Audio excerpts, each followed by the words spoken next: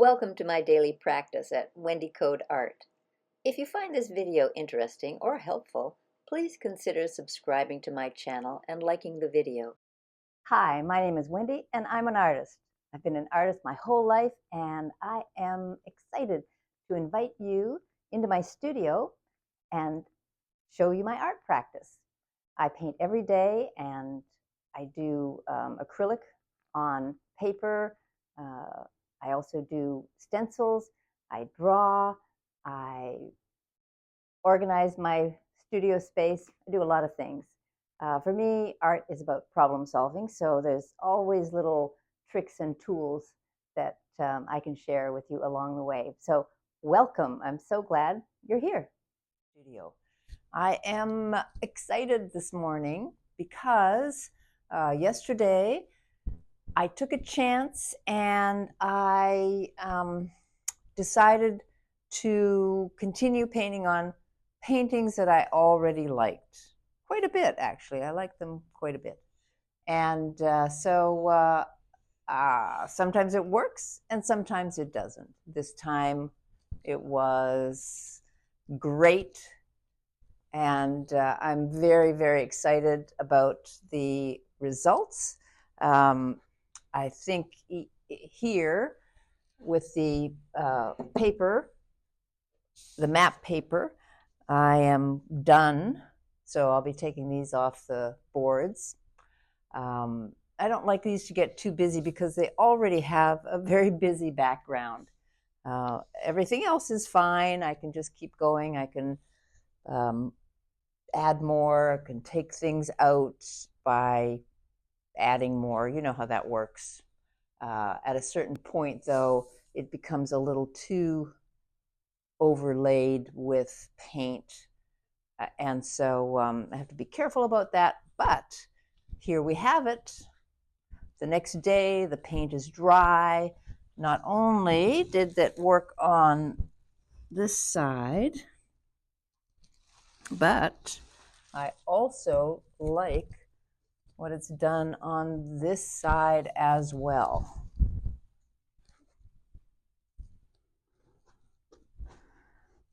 What I did not do on this side, so this side, and this indigo really worked pretty nicely too. I added quite a bit of water, so it's got a real watery feel to it. I had added some extra white, trying to cover a few areas that were busy, and now they've just sunk into the background. So let's just see. I'm very happy with that side. It's a constant dance. I mean, it's continually changing. And I have to make these, it's like Solomon. I have to make these decisions. Do I cut the baby in half just to help me combat a certain tentativeness that becomes a little bit too much, sometimes crippling. I don't know if you've experienced that, but I certainly have. So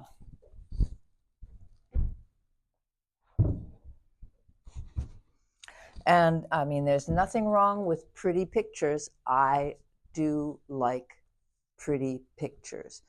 It's just that it's not my intent. It's not what brings me the most satisfaction and the most challenge.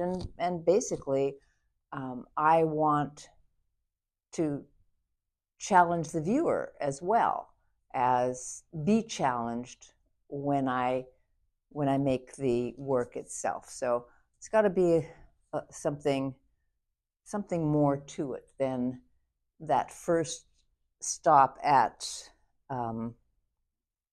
pretty or good enough. And there's nothing wrong with that. Don't get me wrong. I have no problem with that. That can be very satisfying, and it can be very, very pleasing to live with, to look at, to live with for a very long time. And these continue to amaze me, my Turner paintings here. But these are the ones that I feel need additional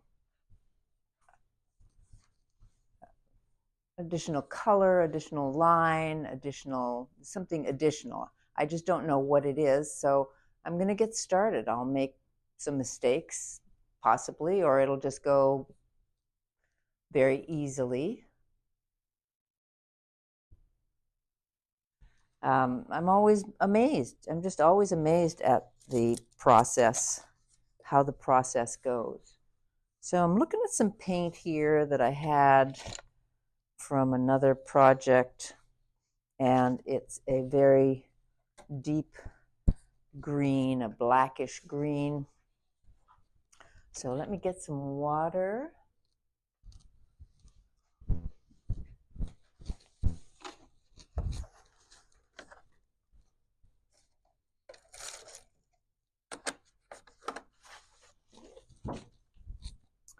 And get started. Wet my brush first.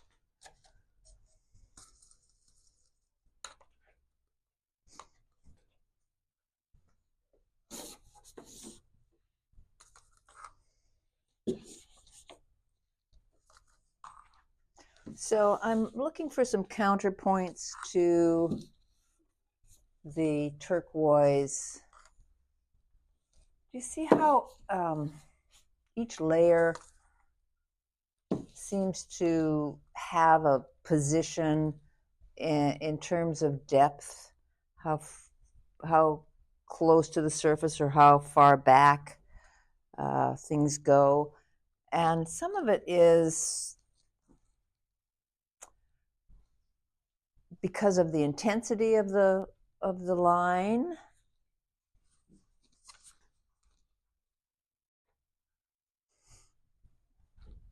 So I'm going to take some of that intensity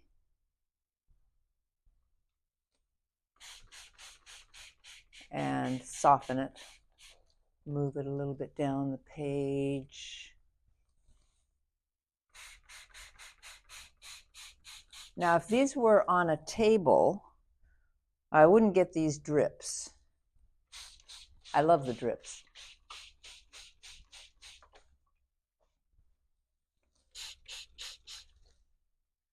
If I've got something that I feel like I really regret almost immediately that I put it down, I also take my my bottle,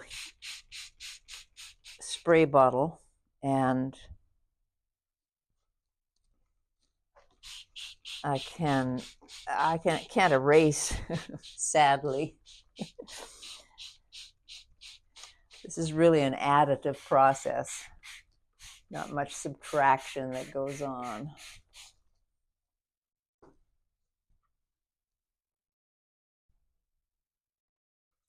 And I think I'm going to get some nice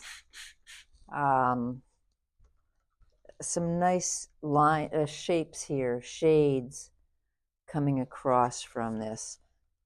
Let me try and get a little more. All right.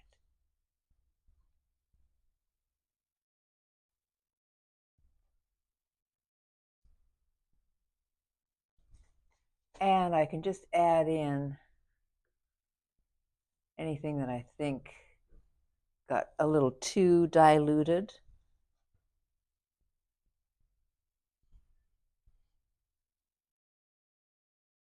This is a tricky process because it never looks, like it has always been there. So go gently. All right, well, it's just a start. And do I want any of these lines? What might be missing element? That's a little too light.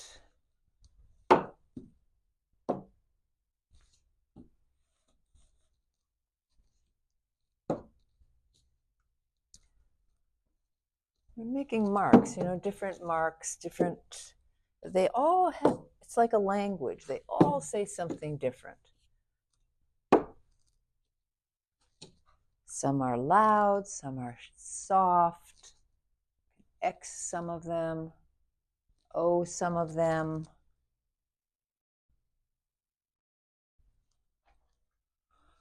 We've been making marks for a very long time. It's like little ambient sounds on the painting.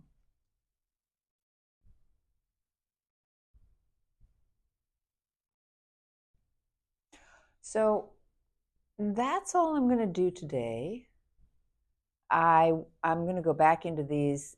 They're getting a little too far on the cool side. I want to come back in with some warm colors,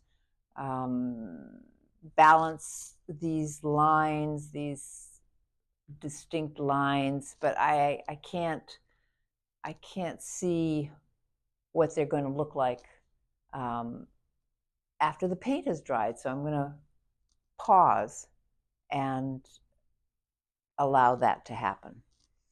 And everything else will go along with that. Now,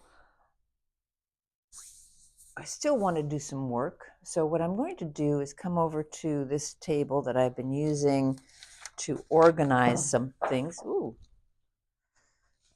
This is why I cover my floors, because things can fall over, fall out, spill.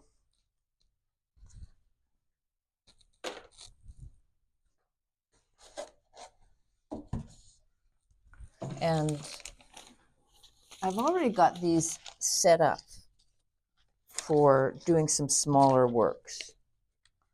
Move this over here.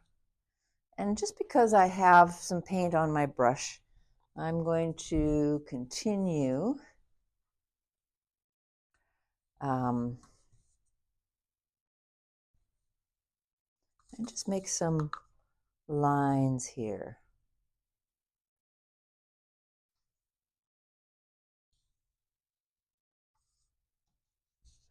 And because they're one continuous painting, but I've divided them into these different areas. Let's see. I'm going to move this camera and show you this area.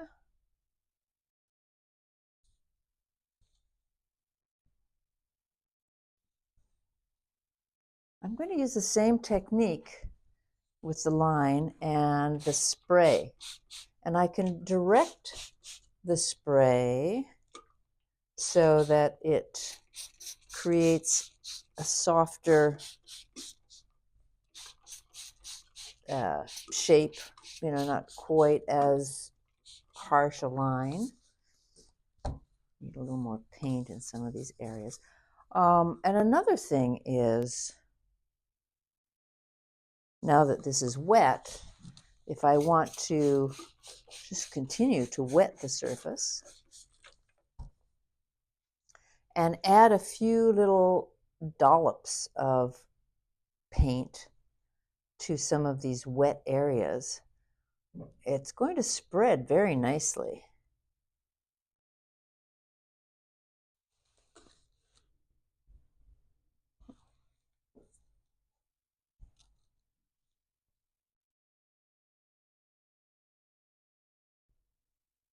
See, give you a kind of a clearer view there.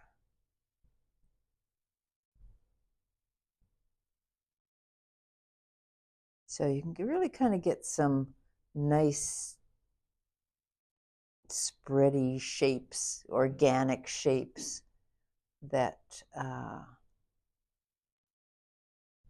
are a similar color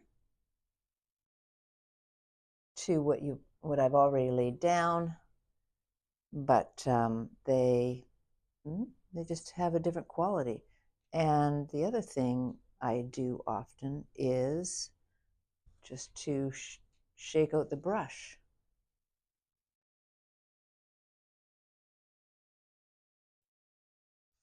And wherever that hits a puddle of water, that too will create that kind of spreading effect. And it really depends on how much water. There's quite a bit of water here, so it's just going to kind of, I don't know, puddle into more of a dense shape. But some of these are going to be quite light and with a lot of different tones, dark and dark right into the translucent. This is how the artist, I imagine, I don't know this directly, but this is how the artist Marlene Dumas works on her astonishing paintings, and especially the portraits, where you see things kind of dissolving, parts of the face or the eye or the hair dissolving into the surface. It's really quite a compelling technique that she has mastered, in a brilliant way. I love her work. And so there's all kinds of inspirations. And I will continue with these. I'm going to work with the stencils as well. And so I will keep you posted.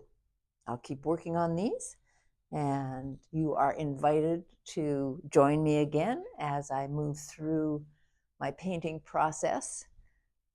And I'll look forward to seeing you on the next tape. So I'm so happy that you are joining me today, and maybe other days too. I'll take you through my day-to-day as an artist, and I look forward to seeing you on the next tape. Thanks for being here.